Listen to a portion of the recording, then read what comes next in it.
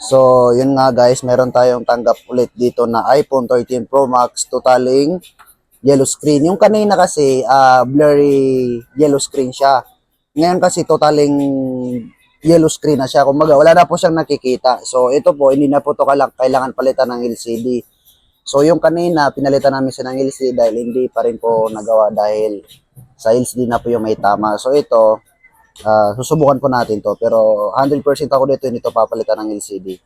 So, sir, tagasan pa kayo, sir? Taga Paranaque pa kayo, no? So, kalugad namin siya dati sa Paranaque. So, let's go, gawin natin to.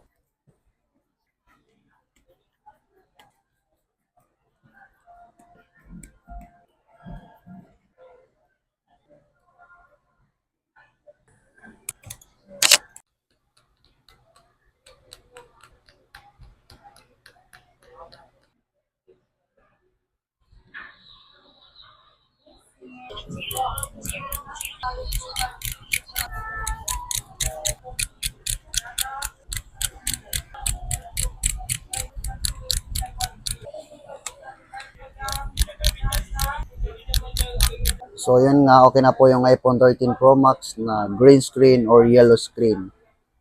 So, as you can see guys, hindi pa rin po nawala yung True Tone. Mayroon pa rin siyang True Tone dahil hindi po tayo nagpalit ng LCD. Malaki ang natipid ni Bossing sa green screen na to or iPhone na to. So, iPhone 13 Pro Max, yellow screen problem. Okay na po, pwede na po ulit sirain.